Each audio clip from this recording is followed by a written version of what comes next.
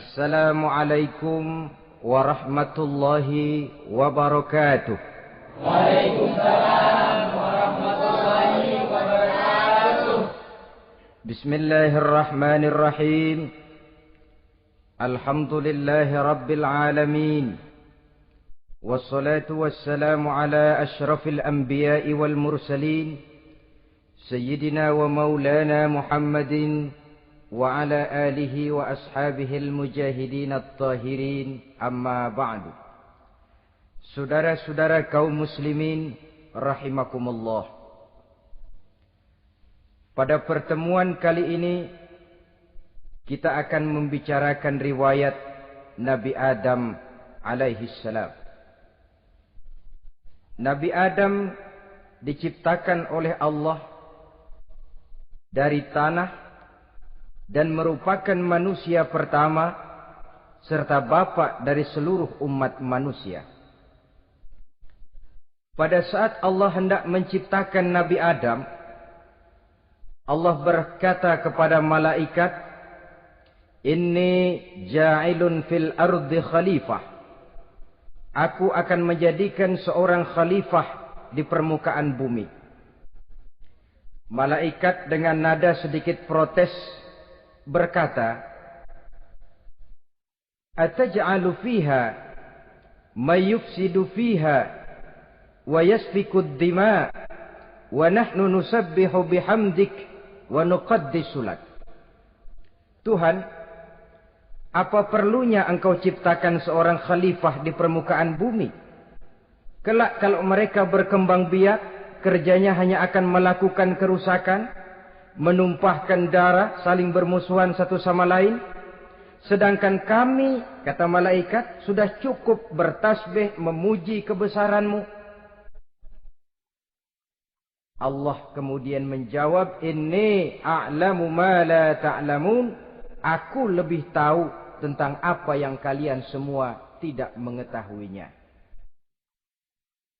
Setelah diciptakan Nabi Adam daripada tanah, ditiupkan roh, maka Allah kemudian mengajarkan kepada Nabi Adam berbagai macam ilmu pengetahuan. Wa 'allama Adam al-asma'a kullaha. Kemudian Allah mengajarkan Nabi Adam nama-nama segala sesuatu. Nama merupakan simbol daripada ilmu pengetahuan. Nabi Adam akan dijadikan khalifah di permukaan bumi. Maka dibekali oleh Allah Subhanahu wa taala al-asma'a kullaha, nama-nama segala sesuatu. Yang dimaksud di sini ialah al-ulumal katsirah, ilmu pengetahuan yang banyak. Malaikat pada mulanya protes. Kami kan sudah cukup bertasbih Tuhan. Kami kan sudah cukup memujimu. Untuk apa lagi membuat manusia sebagai khalifah di permukaan bumi? Seolah-olah malaikat tidak setuju.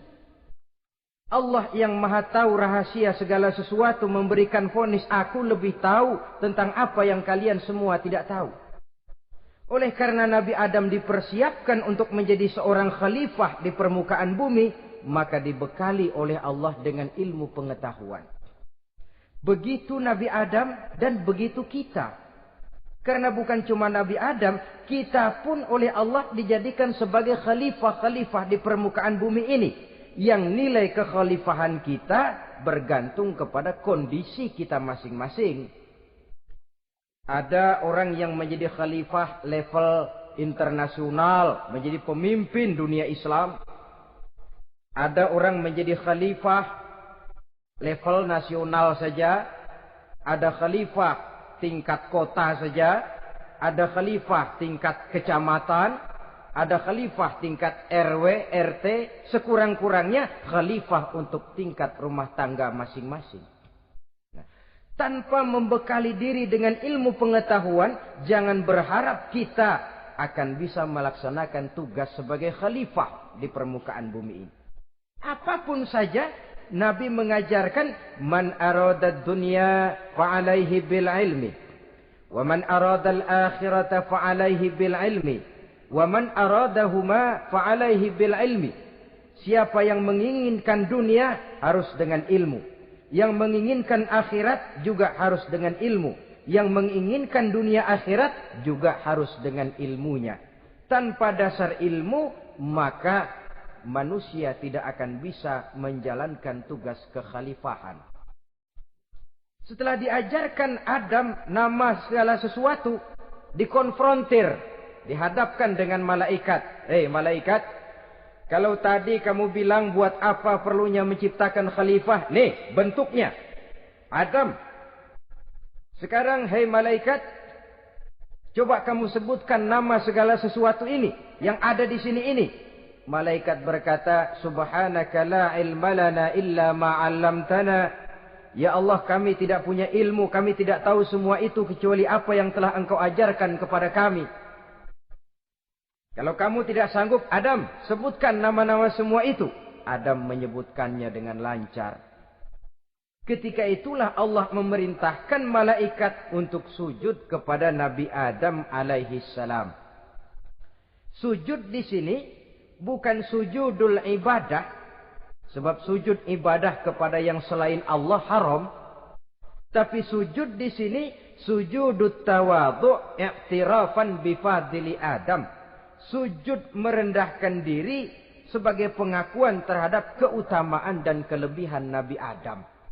Maka orang yang banyak ilmunya lebih utama dari orang yang hanya banyak ibadahnya. Bahkan iblis lebih takut kepada orang alim yang sedang tidur daripada orang goblok yang lagi ibadah. Model ini diceritakan dalam Ihya-nya Imamul Ghazali. Iblis masuk ke masjid mau menggoda orang lagi sholat. Sudah masuk di pojok masjid, dia lihat orang lagi tidur. Ngacir iblis keluar, cepat bener. Pucat mukanya. Ketemu di jalan sama temennya. Kenapa lari, Mas?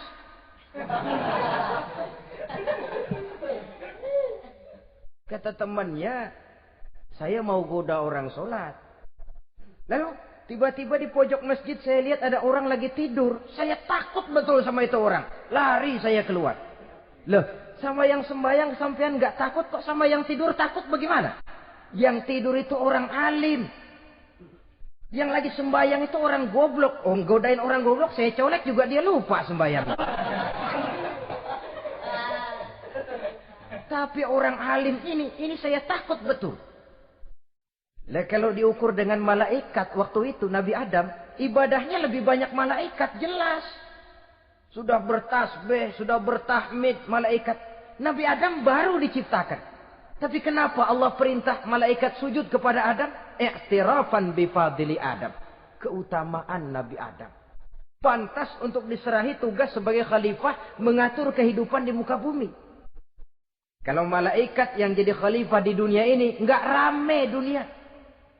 Coba, malaikat material, harta nggak perlu. Seksual nggak perlu. Dunia ini hambar. Justru dunia ini menjadi ramai setelah manusia diberikan fungsi sebagai malaikat, sebagai khalifah oleh Allah Subhanahu wa taala. Saudara-saudara kaum muslimin rahimakumullah, setelah nyata kelebihan Nabi Adam, maka Allah perintahkan Nabi Adam tinggal di surga dengan segala kenikmatan yang ada di dalamnya. Tapi lantaran sendirian, kesepian Nabi Adam ini. Allah Maha Tahu, maka diciptakannya pasangannya, yaitu Siti Hawa dari tulang rusuk yang sebelah kiri. Sehingga Nabi pernah pesan begini, Istausu bin nisa fa innahunna khuliqna min dhil'in. Hati-hati kamu ngadepi perempuan. Yang tolong dengar nih yang laki-laki, yang perempuan belaga budak aja dulu lah. Hati-hati kamu ngadepi perempuan. Fa innahunna khuliqna min dhil'in, karena perempuan diciptakan dari tulang rusuk sebelah kiri. Apa watak tulang rusuk? Tulang rusuk itu kan bengkok. Perempuan tuh begitu, didiemin aja bengkok terus, dikerasin patah.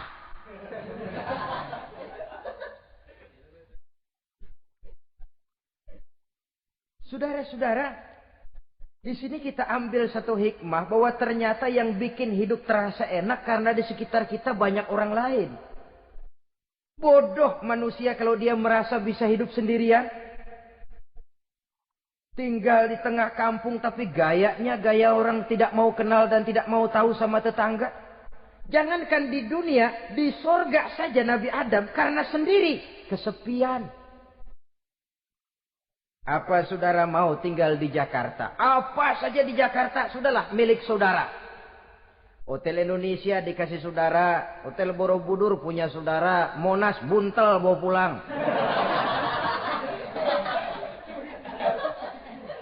Semanggi ambil. Tapi di Jakarta saudara tinggal sendirian. Kira-kira enak nggak? Ternyata yang bikin hidup terasa nikmat karena di sekitar kita banyak orang lain. Begitulah Allah ciptakan Siti Hawa. Setelah diciptakan Siti Hawa, natur manusiawi. Nabi Adam mau main pegang aja. Kata Allah, hai Adam, jangan kau sentuh sebelum kau bayar maharnya. Maharnya apa ya Allah? Maharnya antusalliya ala Muhammadin sallallahu alaihi wasallam. Maharnya kau bersolawat kepada Nabi Muhammad. Manusianya belum lagi diciptakan tapi namanya sudah ada. Nurnya sudah ada. Bahkan dijadikan mas kawin antara Adam dengan Hawa. Karena itu dalam Islam sebenarnya urusan kawin itu bukan yang sulit. Maka jangan dipersulit. Tapi juga jangan digampang-gampangin.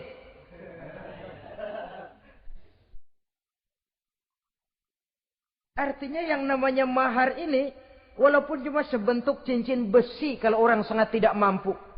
Bahkan dengan mengajarkan Fatihah saja sah sudah. Saya terima nikahnya Fulanah binti Fulan dengan mas kawinnya saya ajarkan dia surah Fatihah. Kalau memang kere betul, tidak punya apapun, sah sudah itu. Agama ini mudah, karena itu jangan dipersulit, tapi juga jangan digampang-gampangin.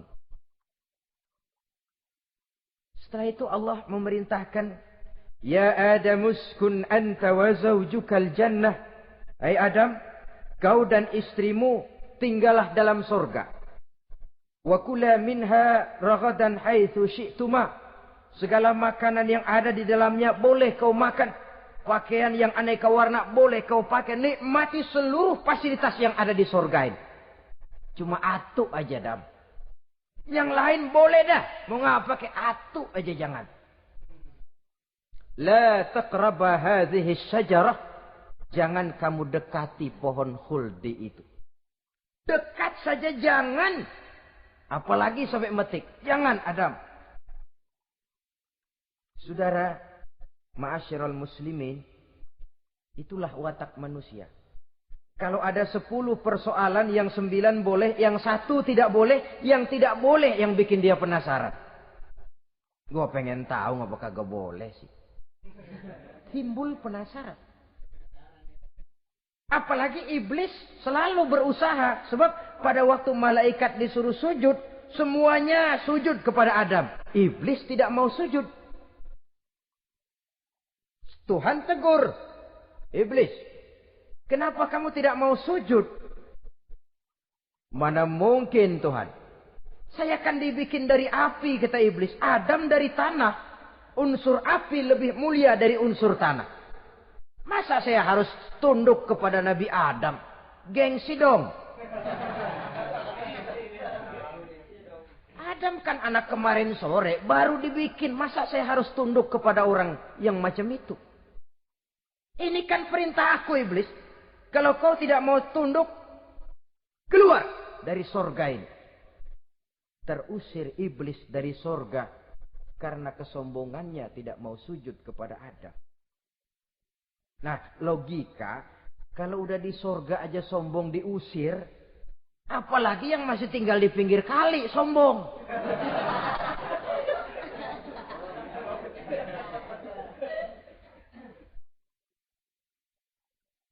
Tapi sejak peristiwa terusirnya itu, iblis bikin proklamasi. Apa proklamasi iblis? Rabbi fanzirni ila yaumi yub'asun. Ya Allah, gara-gara Adam saya diusir dari surga. Saya minta kepadamu ya Allah, beri saya kesempatan sampai hari manusia dibangkitkan. Kata Tuhan, innaka minal munzarin. Oke, silakan. Mau apa iblis? Rabbi bima aghwaytani la uzayyinanna lahum fil ardi wa la ughwiyannahum ajma'in. Ya Tuhan, disebabkan engkau telah menyesatkan aku, akan aku hiasi mereka manusia dengan kejahatan yang ada di muka bumi ini, dan aku akan sesatkan mereka semua. Ini proklamasi iblis. Gara-gara Adam saya terusir dari surga, maka sejak saat ini Adam dan seluruh keturunannya musuh bebuyutan saya. Akan saya lakukan segala macam cara untuk menggelincirkan manusia, agar mereka menjadi orang yang engkau murkai ya Allah. Kemudian Allah memberikan jawaban. Dialog ini saudara bisa lihat dalam surah Al-Hijr. Ayat 40, 41 sampai 44. Kata Allah apa? Inna ibadi laisa laka alaihim sultanun illa man ittaba'aka minal ghawin. Silahkan iblis. Yang lain barangkali bisa kau goda. Kecuali hamba-hambaku yang benar-benar hambaku, engkau tidak akan punya daya mempertipu mereka. Engkau tidak akan punya kemampuan menggelincirkan mereka. Kecuali kalau memang mereka sudah mau ikut pengaruhmu. Sepanjang mereka benar-benar menjadi hambaku, kata Allah. Hamba Allah yang sebenarnya, mereka di luar kekuasaanmu iblis. Tapi kalau mereka sudah turun menjadi hamba harta, hamba dunia, hamba pangkat, budak jabatan, mereka itu yang bisa kau gelincirkan. Selama mereka masih tetap sebagai hambaku, kata Allah, mereka di luar jangkauan kekuatan dan kekuasaanmu iblis. Nah, sejak saat itu kan iblis selalu nyari jalan, nyari lantaran bagaimana Adam nih supaya dia tergelincir. Gara-gara dia saya diusir dari surga. Nguping terus iblis. Sampai akhirnya dia dapat berita tentang dilarangnya Nabi Adam mendekati pohon khuldi itu. Satu hari dengan muka sedih. Ya, iblis itu the best actor. Aktor ulung dia. Dengan roman muka sedih. Dia datang kepada Nabi Adam dan Siti Hawa. Kata Nabi Adam, iblis, ente kok tampangnya demek amat sih?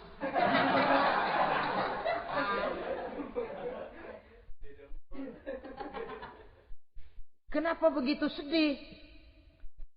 Adam, saya sebenarnya tidak ada yang bikin saya sedih. Cuma saya dapat berita bahwa engkau tidak akan selamanya di dalam surga ini. Wah Adam, kalau engkau bisa tetap tinggal di surga bersama istrimu, alangkah bahagianya saya, kata iblis. Tapi saya dapat kabar, ente nggak bakalan lama-lama di surga. Buktinya ente dilarang makan buah khuldi. Khuldun artinya kekal. Kalau kau makan buah itu, kau akan kekal di surga Adam. Tuhan nggak pengen, makanya dilarang. Wa qasamahuma inni lakuma laminan nasihin. Untuk memperkuat omongannya, sumpah si iblis. Bener Dam, saya sih ngomong cuma buat kepentingan ente. Saya sayang sama ente. Yang tahu cuma saya dah. Bicaranya seolah-olah untuk kepentingan Nabi Adam. Sebenarnya tujuannya tidak lebih menjerumuskan Nabi Adam. Begitu iblis zaman dulu, zaman Adam. Dan begitu iblis zaman sekarang. Seolah-olah bicaranya untuk kepentingan umat Islam. Tapi sebenarnya tujuannya ngelecehin. Memperdayakan umat Islam. Dia bilang kepada Adam, saya sih cuma ngasih saran Adam, kalau ente pengen selamanya di surga, petik aja tuh buah. Pokoknya beres dah. Itu si Tuhan ngelarang bohongin doang lo. Supaya kau dan istrimu tidak lama-lama di sorga, maka dilarangnya kau memakan buah khuldi itu. Udah, embat saja. Saudara-saudara, tipu daya iblis ini bisa kita baca dalam surah Al-A'raf ayat 20 sampai ayat 22. Nabi Adam tergoda, ditambah oleh bujuk rayu Siti Hawa. Nabi Adam yang setengah hati itu akhirnya terpancing betul. Sebab itu perempuan, walaupun peranannya tidak begitu kelihatan, tapi memang sangat menentukan. Tidak ada seorang suami bisa sukses jadi apapun dia tanpa peran serta istrinya. Karena itu sebagai muslim, kita punya teman hidup dan kita punya lawan hidup. Siapa teman hidup kita? Dalam arti sempit, teman hidup kita istri. Kalau dia istri tentu suami yang taat kepada Allah dan Rasulnya. Dalam arti luas, teman hidup kita ialah setiap muslim. Setiap orang yang pandangan hidupnya sama dengan kita. Itu teman hidup. Lalu lawan hidup kita siapa? Lawan hidup kita secara mutlak iblis dalam segala bentuknya. Iblis yang berbentuk halus, ini ngusirnya rada lebih gampang. Konon ya, iblis setan itu kalau dengar orang azan kan lari. Takut dia. Dibacakan bismillah, minggir. Yang sulit diusir ini iblis yang berbentuk manusia. Diazanin nyengir.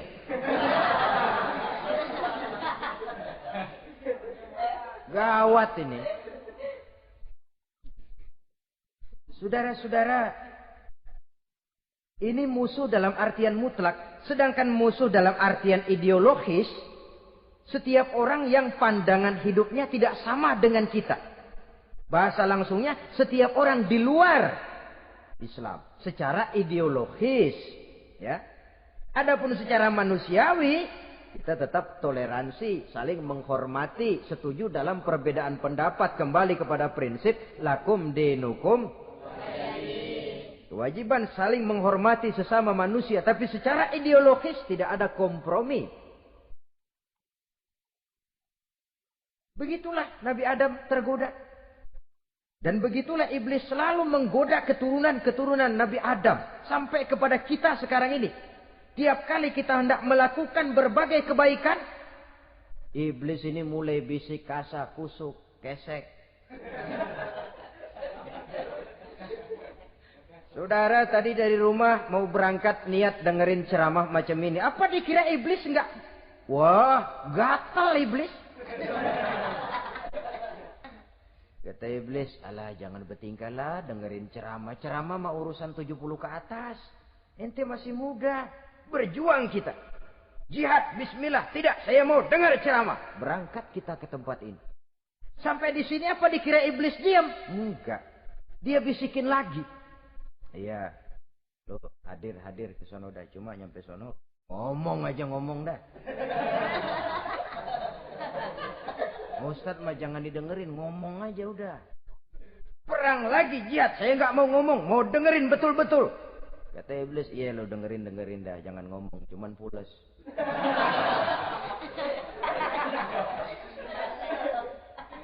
Segala macam cara dilakukan oleh iblis untuk menggelincirkan manusia. Ketika Nabi Adam mengambil buah khuldi itu, datanglah murka Allah. Adam, seolah-olah kalau bahasa kita, kelewatan kamu Adam. Dari belum ada aku ciptakan kau. Barangkali kau merasa kesepian, aku ciptakan Hawa. Aku tinggikan derajatmu dari malaikat sampai malaikat sujud kepadamu. Aku perintahkan kau tinggal di sorga dengan seluruh fasilitas yang ada di dalamnya. Cuma satu yang aku minta, jangan dekati pohon khuldi, engkau tidak sanggup Adam. Keluar dari sorga ini. Terusir Nabi Adam dan Siti Hawa dari sorga. Turun ke dunia ini. Turun terpisah lagi. Ya Allah. Orang itu kalau biasa susah, ketemu susah sih menglalap namanya. Makanannya. Tapi biasa seneng ketemu susah. Ini yang kalau tidak kuat mental. Tengoklah zaman sekarang kan nih. Kalau tuan-tuan rajin baca pos kota. Kayaknya nyawa murah bener. Pasal duit 100, nyawa hilang. Pasal diputusin pacar, begon ditenggak.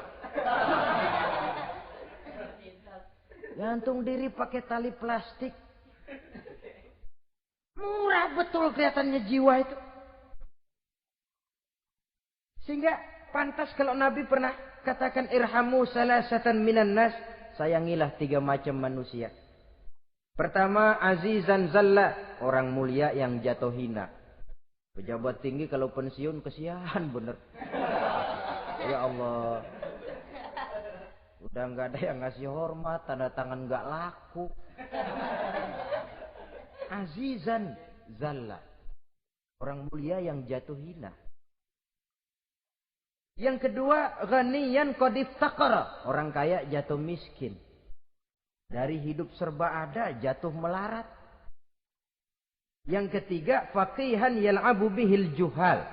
Ahli fikih ngerti hukum tapi dipermainkan oleh orang-orang bodoh yang kebetulan punya kekuasaan. Lalu keluar fatwa sesuai dengan pesan sponsor.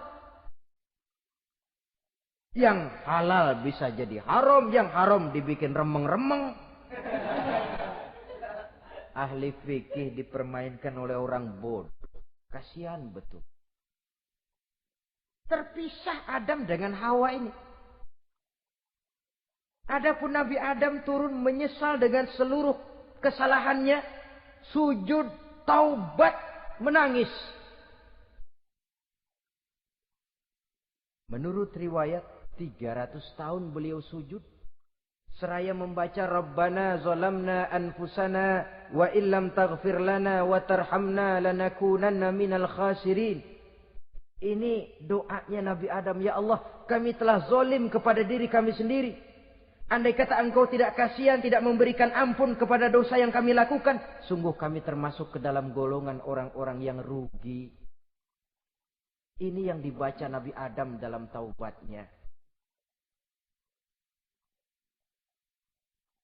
Di akhir taubatnya, Nabi Adam munajat kepada Allah. Ya Allah, dengan kebesaran Muhammad, ampunilah dosa saya.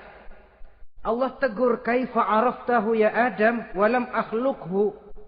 Dari mana kau bisa tahu nama Muhammad Adam, padahal aku ciptakan saja belum manusianya. Kata Nabi Adam, pertama, ketika engkau ciptakan saya, engkau tiupkan ruh ke dalam jasad saya, terbuka mata saya memandang ke bawah arasmu. Di sana nampak dengan jelas tertulis di kaki arasmu, La ilaha illallah Muhammadur Rasulullah. Taulah saya bahwa Muhammad ini orang yang paling dekat dengan engkau ya Allah. Sampai namanya bergandengan dengan namamu di kaki arasmu. Yang kedua, ketika saya hendak menyentuh Hawa, kau juga yang mengatakan jangan kau bayar maharnya sebelum kau bersolawat kepada beliau. Saudara hadirin yang saya hormati, Nabi Adam diterima taubatnya oleh Allah. Kemudian dipertemukan kembali dengan Siti Hawa setelah sekian lama berpisah. Pertemuan itu terjadi di satu dataran luas, di satu padang yang luas, yang sampai sekarang dinamakan dengan Padang Arafat. Tempat para ibadah haji melakukan wukuf, yaitu puncak pelaksanaan ibadah haji. Dan pertemuan itu sendiri terjadi di atas sebuah bukit kecil yang diabadikan dengan nama Jabal Rahmah di kawasan Arafat itu. Di atas Jabal Rahmah itu ada satu monumen kecil untuk mengabadikan pertemuan Nabi Adam dengan Siti Hawa. Lalu tinggallah keduanya di permukaan bumi ini. Oleh Allah diberikan karunia keturunan yang banyak. Dan tiap kali lahir kembar. Kembarnya laki perempuan, laki perempuan, laki perempuan. Dari sinilah berkembang biak manusia. Di mana di zaman Nabi Adam perkawinannya silang. Nah, tentu tidak ada manusia lain. Perkawinan silang itu artinya kalau si A dan B, A ini laki, B perempuan, kemudian lahir kembar kedua antara C dengan D, maka begitulah yang A dikawinkan dengan D, yang C dikawinkan dengan B. Perkawinan silang. Tidak boleh perkawinan yang kembar sama di waktu dilahirkan.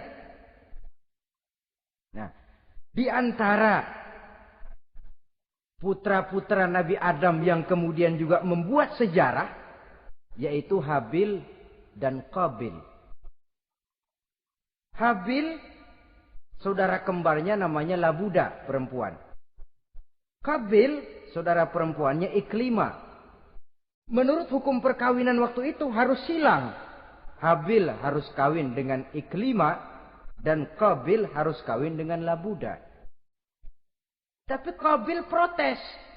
Dia kepengen kawin dengan saudara kembarnya sendiri. Dalam arti yang sama-sama dilahirkan dengan dia, yaitu Iklima. Kenapa? Karena kebetulan rupa Iklima ini lebih cantik daripada Labuda. Protes kepada ayahandanya Nabi Adam. Abah, saya tidak terima, saya harus kawin dengan Iklima. Tidak Qabil, kamu harus kawin dengan Labuda. Enggak mau.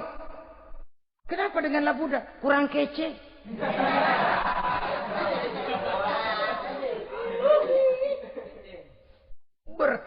Bertengkar, Nabi Adam tidak berhasil menyelesaikan, lalu diserahkan saja kepada Allah.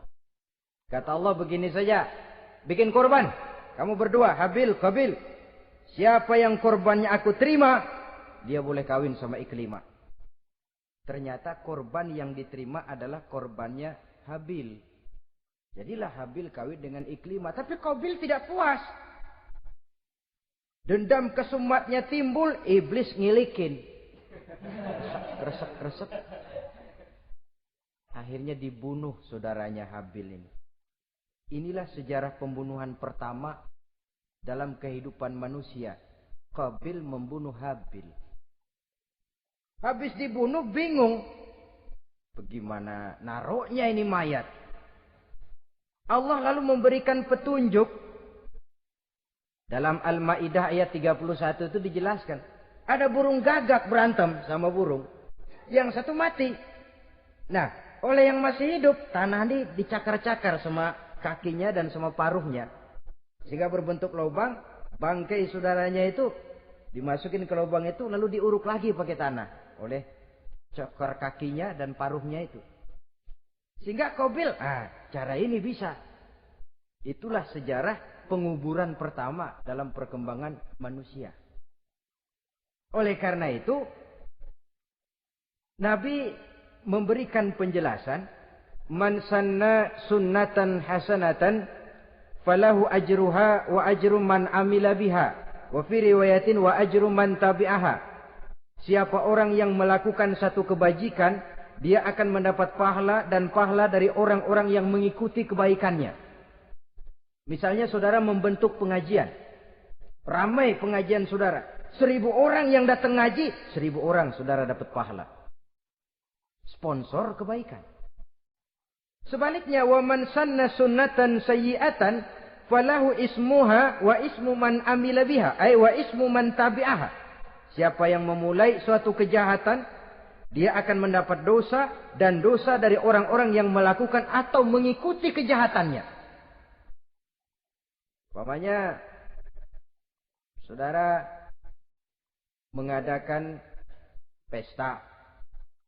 Lalu dalam pesta itu terjadi segala macam maksiat. Maka seluruh maksiat yang terjadi malam itu di tempat itu, saudara ikut dapat dosanya. Kenapa? Sponsor. Tiap kali ada pembunuhan, Qabil dapat andil dosa. Kenapa? Sponsor. Tapi kalau 2 orang muslim, ini masalahnya Habil nggak ngelawan kan, dibunuh. Tapi kalau 2 orang muslim berkelahi, kata Nabi apa? Apabila 2 orang muslim saling berbunuh-bunuhan, maka al-qatil wal maqtul finnar.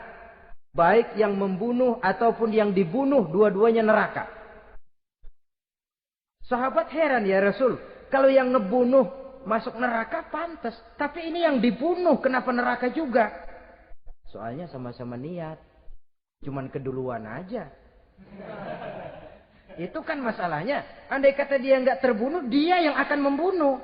Niat itu sudah ada. Nah kalau Habil ini dia tidak punya niat membunuh, dia memang dibunuh oleh Qabil. Saudara-saudara kaum muslimin rahimakumullah. Lalu dari situlah berkembang biak keturunan Nabi Adam alaihi salam. Sehingga dengan demikian bisa kita katakan sebagai satu konklusi. Pertama, bahwa manusia adalah makhluk Allah yang menempati kedudukan tertinggi. Dan berasal dari Nabi Adam sebagai manusia pertama. Dengan malaikat sekalipun, manusia sebenarnya lebih tinggi. Kapan? Kalau dia tetap benar-benar sebagai hamba Allah. Yang membekali diri dengan ilmu pengetahuan. Laqad khalaqnal insana fi ahsani taqwim. Kami ciptakan manusia dalam bentuk yang paling baik.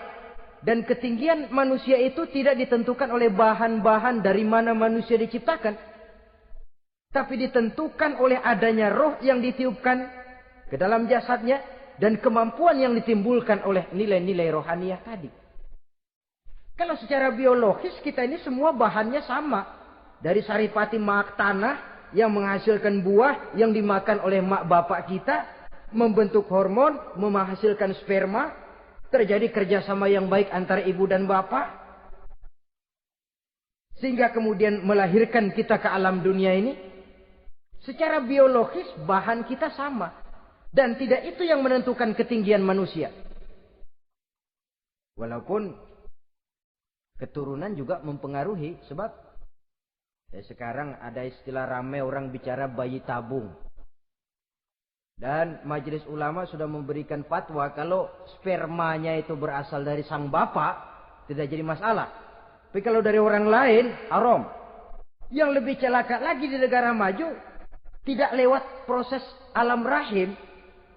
Jadi dalam satu tabung yang diberikan suhu yang mirip dalam kandungan, di situ dipertemukan antara sperma, air mani laki-laki, dengan ovum, air mani perempuan. Diberikan suhu yang mirip dalam kandungan. Dan itu diharapkan bisa menghasilkan manusia. Lewat tabung kaca itu. Saya tidak sanggup bayangkan kalau sekarang orang tanya asal-usul kita, kan kita masih enak jawab. Kamu anak siapa? Oh, bapak saya Fulan, ibu saya Fulana. Oh, kenal saya. Tapi manusia yang akan datang kalau proyek ini berhasil. Bapakmu siapa? Enggak tahu, saya dulu keluar dari tabung, Pak. Rendah betul martabat manusia. Sama saja dengan ada perempuan pernah protes. Pak, Islam itu enggak adil katanya. Kenapa? Masa dalam Islam laki-laki boleh kawin lebih dari satu. Tapi perempuan enggak boleh kawin lebih dari satu. Supaya sama-sama adil boleh dong perempuan punya laki lebih dari satu. Saya bilang justru disitulah Islam itu hendak menjaga martabat manusia. Kalau seorang suami punya istri empat-empatnya lalu hamil, bapaknya jelas. Tapi kalau perempuan satu punya suami 4 lalu hamil, bapaknya yang mana ya?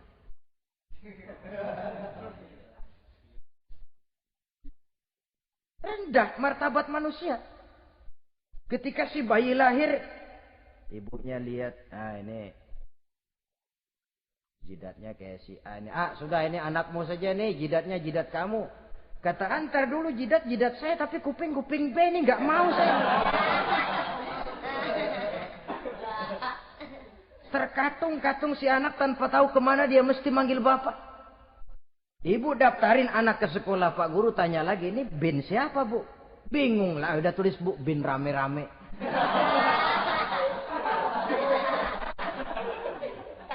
Kan rusak martabat manusia kalau sudah begitu. Justru Islam ini menjaga ketinggian martabat manusia. Jadi manusia itu fi ahsani taqwim. Kapan? Kalau dia bisa menjaga kehambaannya di hadapan Allah dengan melaksanakan fungsi sebagai khalifah di permukaan bumi. Tapi bila dia sudah tidak lagi menjadi hamba Allah, tidak lagi berfungsi sebagai khalifah, dia sudah masuk summa radadnahu asfala safilin. Kami kembalikan ke tempat yang paling rendah, lebih rendah dari binatang sekalipun. Kalau dia tetap menjaga posisinya lebih tinggi dari malaikat. Malaikat saja sujud kepada Nabi Adam. Apalagi kepada makhluk-makhluk yang lain manusia ini. Tapi kalau dia tidak pandai, lebih rendah daripada binatang. Inilah uniknya makhluk bernama manusia. Dengan posisinya dia bisa menjadi lebih tinggi dari malaikat. Tapi juga dia bisa meluncur lebih rendah daripada binatang. Untuk menjaga itulah diperlukan agama dalam kehidupan kita sekarang ini. Bukan cuma sebagai lipstick, tapi sebagai pedoman, sebagai way of life. Yang akan mewarnai cara kita berpikir, state of mind, rule of thinking. Cara kita memandang kehidupan ini. Diwarnai oleh nilai-nilai agama. Dengan demikian, maka manusia bukan keturunan kera. So, ada satu teori namanya teori evolusi yang disampaikan buat pertama kali oleh Charles Darwin. Dia mengemukakan teori bahwa perkembangan kehidupan sesungguhnya di dunia ini menunjukkan mata rantai yang utama melalui apa yang dia namakan seleksi alamiah. Mula-mula dari ikan, melalui seleksi ke amfibi. Dari amfibi ke reptil, dari reptil ke mamalia. Dari mamalia ke mamalia kecil. Dari mamalia kecil ke primat. Dari primat ke monyet. Dari monyet menjadi Homo erectus. Ini teori Darwin. Tapi dia tidak jelas-jelas mengatakan bahwa manusia keturunan monyet. Hanya seketurunan. Seketurunan kan tidak berarti keturunan. Begini saja. Toyota Kijang sama Toyota Corolla itu seketurunan. Tapi Corolla dengan Kijang kan lain. Cuma seketurunan. Dalam arti sumbernya sama. Makhluk yang tidak tahan seleksi alam.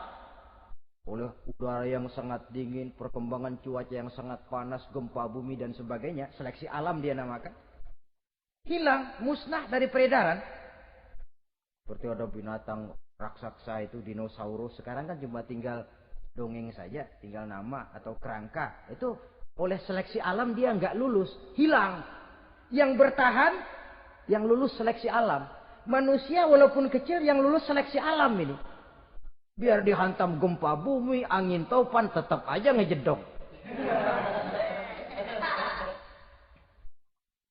Nah, teori Darwin ini, teori evolusi ini didukung dan dibuktikan oleh peninggalan fosil atau binatang dan tumbuhan yang hidup dan mati selama perkembangannya. Dari bentuk organik pertama hingga pendahulu terdekat daripada manusia. Tapi ada satu kelemahan dari pokok daripada teori evolusi ini. Pertama, garis perkembangan dari Homo erectus, yakni manusia jalan tegak, semacam gorilawi itu, sampai kepada manusia mutaakhir masih belum menentu. Artinya, okelah, kalau manusia seketurunan dengan kera, batas antara manusia yang wujud sekarang dengan manusia purba itu apa? Yang menjadi penghubung. Monyet tidak mungkin.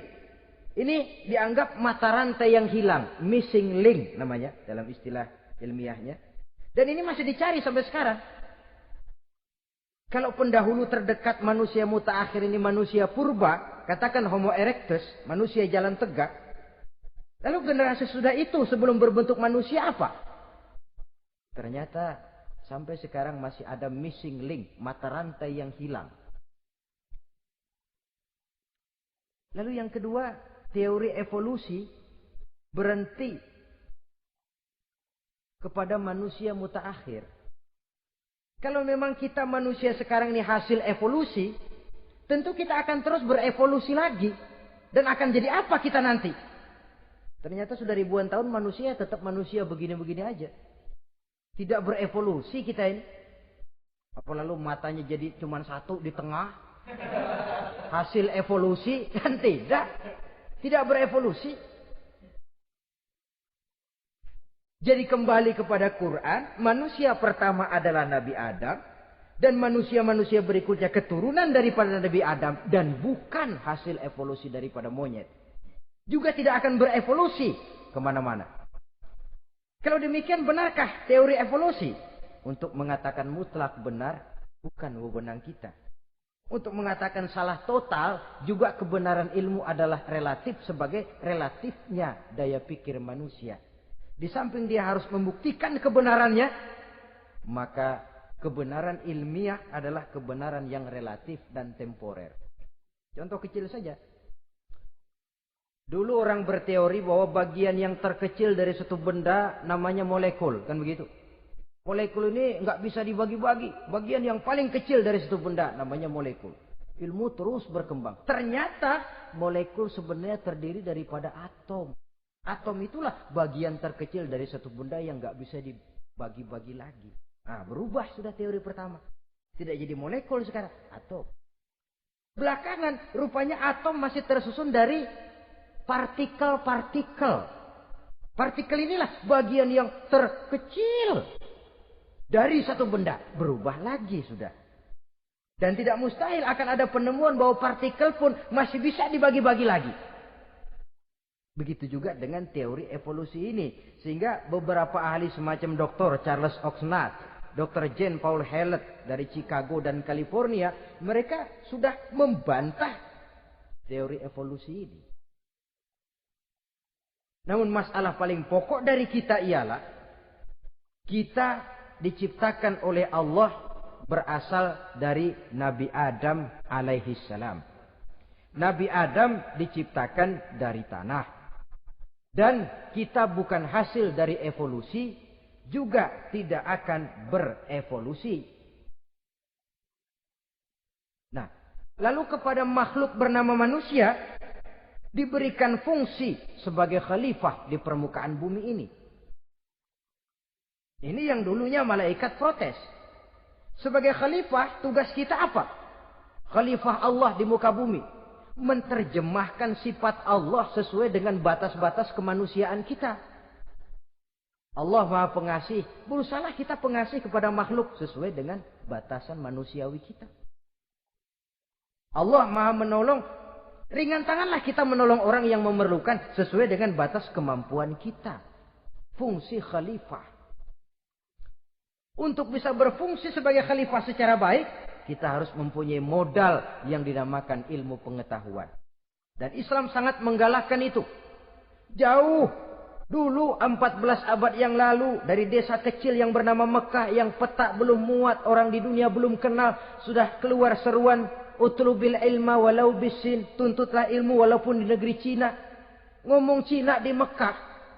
Padahal Mekah waktu itu belum masuk peta, belum dikenal orang. Sudah ada revolusi ilmu dan budaya. Belajar walaupun harus nyebrang ke negeri Cina. Lalu ada lagi misalnya allimu auladakumus sibahata warrimayah, kata Nabi. Ajarkan anakmu renang dan lempar. Lempar lembing, lempar cakra. Olahraga. Satu tanda Islam agama masa depan. 14 abad yang lalu di Saudi Arabia, Nabi mengajarkan, ajari anakmu berenang. Kalau Islam agama untuk orang Arab saja, mau berenang di pasir. Tapi wawasan pandangannya luas. Bahwa Arab sebagian besar memang Islam, betul. Tapi Islam bukannya Arab, itu juga jelas. Sepanjang kita masih menjadi khalifah Allah, maka sepanjang itu kita fi ahsani taqwim. Nah, sebagai khalifah Allah kita bertugas membudidayakan alam ini. Kita kadang-kadang terlalu. Ada ayat, wa ma min dabatin fil ardi illa 'ala Allahi rizquha. Semua yang melata di muka bumi dijamin rezekinya oleh Allah. Ayat itu betul. Hak karena datang dari Allah. Bahwa rezeki disediakan di muka bumi memang. Tapi rezeki itu tidak turun begitu saja laksana jatuhnya embun di waktu pagi. Kita harus berusaha. Dan usaha manusia mencari rezeki lain dengan ayam. Kalau ayam dari tahun atu. Nyari rezekinya tuh modalnya cuma ceker patok. Coba. Dari tahun 1 ayam asal punya ceker, punya patok, sudah dapat rezeki dia. Nggak perlu masuk TK, SD, SMP. Tapi manusia cari rezeki, apalagi zaman sekarang. Persaingan hidup tajam, lapangan kerja sulit, tensi ekonomi tinggi. Masuk sekolah urusan, tamat sekolah urusan. Kadang-kadang dilema juga. Masuk perguruan tinggi negeri sulitnya setengah mati kayak onta masuk ke lubang jarum. Masuk perguruan tinggi swasta yang favorit biayanya selangit. Artinya tanpa membekali diri dengan ilmu, keahlian, skill, kemampuan, fungsi sebagai khalifah sulit untuk bisa kita laksanakan. Saudara-saudara kaum muslimin yang berbahagia. Kalau fungsi khalifah ini mampu kita laksanakan, iblis putus asa sudah. Sebagai khalifah di satu pihak kita menyembah hanya kepada Allah, di lain pihak kita membudidayakan alam ini. Ada apa sih di perut bumi? Minyak, gas, timah, emas. Ada apa sih di lautan? Pelajari lewat oceanografi. Membudidayakan alam. Air sungai supaya arusnya nggak mengalir mubazir. Ada manfaatnya, bisa menimbulkan energi yang menghasilkan tenaga listrik. Bisa mengairi persawahan, irigasi. Bikin apa? Bikin dam. Membudidayakan alam. Tapi juga mengislamkan budidaya itu. Bahasanya mengkulturkan natur, mengislamkan kultur. Membudidayakan alam dan mengislamkan budi dan budaya manusia. Sehingga apapun yang kita kelola dari alam ini nantinya akan untuk menunjang tugas sebagai khalifah, sujud kepada Qadhi Rabbul Jalil. Saudara-saudara, maka bersyukur kita. Oleh Allah dijadikan manusia. Tidak pesan, terima beres, cantik. Dari segi biologis maupun psikologis, tidak ada makhluk secantik manusia. Dibekali dengan agama, di samping akal. Sehingga agama membimbing akal agar sampai kepada kebenaran yang hakiki. Kita sebagai keturunan Nabi Adam memegang fungsi khalifah. Jadi jangan main-main loh. Kita ini turunan Nabi, betul ini. Saudara-saudara yang hadir semua di depan saya ini, termasuk saya, kita gini, turunan Nabi kita ini. Nabi Adam. Jangan main-main loh. Turunan Nabi gini-gini. Nabi Adam.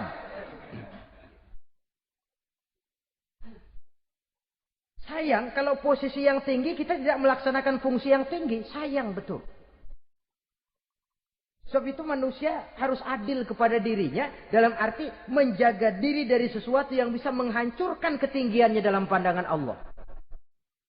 Jadi kalau kita sudah lemparkan diri ke meja judi. Hanyutkan diri ke tempat mabuk. Hancurkan diri di tempat maksiat. Itu sudah tidak adil kepada diri sendiri. Tidak bisa menjaga ketinggian yang diberikan Allah kepada kita.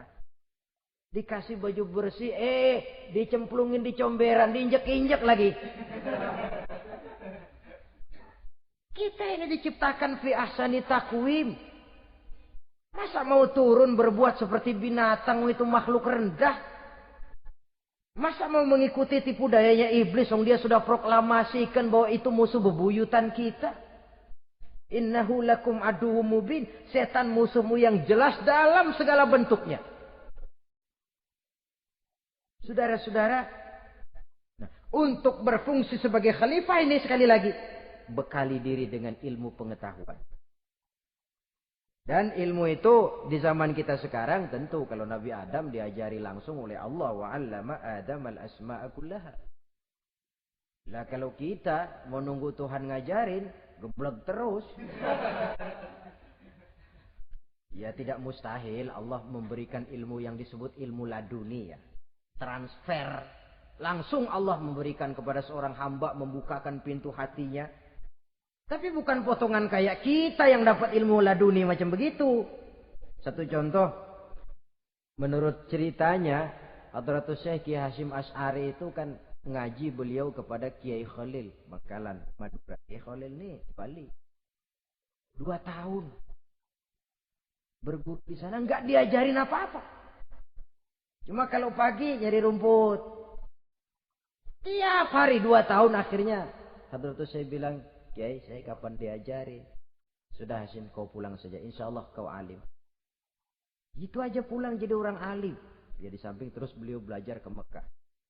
Kita harus melalui proses belajar. Ini untuk menunjang tugas kekhalifahan kita. Sebagai hamba Allah dan sebagai khalifah Allah di permukaan bumi. Sehingga 2 tugas ini bisa kita laksanakan dengan sebaik-baiknya. Menjaga martabat manusia sebagai makhluk yang mulia dan keturunan dari Nabi Adam alaihissalam. Saudara-saudara, ini sajalah pembicaraan kita kali ini. Terima kasih banyak atas segala perhatian. Mohon maaf atas segala kekurangan. Usikum wa nafsi bitaqwallah. Aqulu qauli hadza. Wassalamualaikum warahmatullahi wabarakatuh.